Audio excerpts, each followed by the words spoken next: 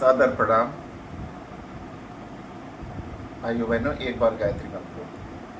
ओम भूर्भुवः स्वः तत्सवितुर्वरेण्यं भर्गो देवस्य धीमहि धियो यो नः प्रचोदयात्।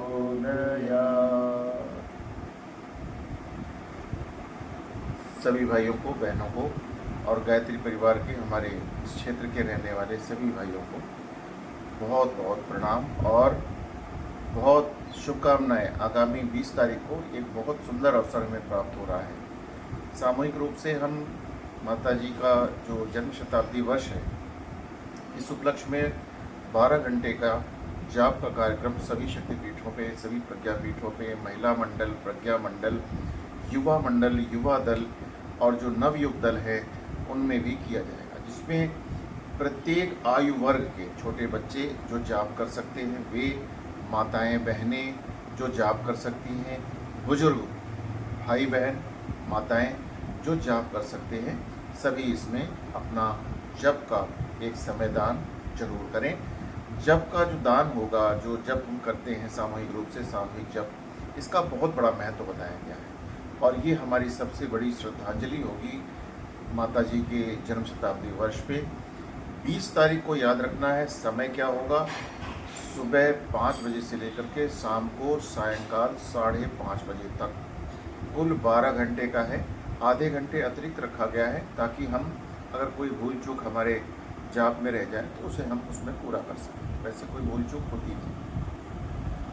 सामान्य रूप से हर 1 घंटे को 2 भागों में बांटा गया है।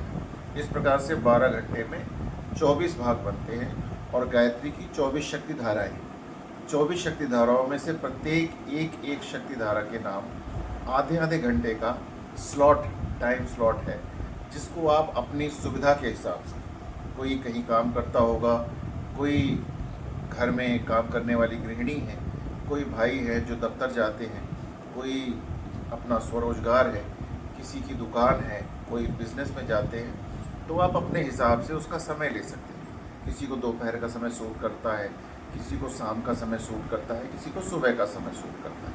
तो अपनी सुविधानुसार उसमें एक टाइम स्लॉट ले करके और उसको अडिग रह करके आप उसका पालन कर सकते हैं और प्रत्येक व्यक्ति को अधिक से अधिक इसमें जप करना चाहिए। और ये जो सामूहिक रूप से जप चलेगा, ये संपूर्ण भारतवर्ष में चलेगा। विदेशों में भी जहाँ जहाँ भी हमारे 40 करोड़ गायत्री परिवार के कार्यकर्ता हैं, भाई हैं और जहाँ जहाँ भी हमारी शाखाएं हैं, प्रत्येक शाखा में यह कार्यक्रम चलेगा। तो इसमें किसी भी हालत में हमसे चूक नहीं होनी चाहिए। जब के समय 2-3 बातें महत्वपूर्ण होती हैं, उनका भी हमें ध्यान रखना है। जिस स्थान पर या जहाँ पर भी प्रज्ञापीठों पे जप की व्यवस्था की जाती है, वहाँ पर आचमनी पंचपात्र की व्यवस्था रहती है, चंदन की व्यवस्था रहती है, अक्षत और पुष्प इत्यादि की भी व्यवस्था रहती है। जब हम जाप पूरा करते हैं तो जाप पूरा करने के बाद अपने हाथ में अक्षत और पुष्प लेकर के उसे समर्पित कर देते हैं। माता जी के या गुरुदेव की जो प्रतिमा रखी हुई है, उनके श्री चरणों में समर्पित करते हैं। इसे समर्पित करने के साथ ये भावना होती है कि यह जो कुछ भी हमने किया, यह जाप इदम गायत्री इदम नामम, ये हमारा नहीं है, गायत्री माता के लिए।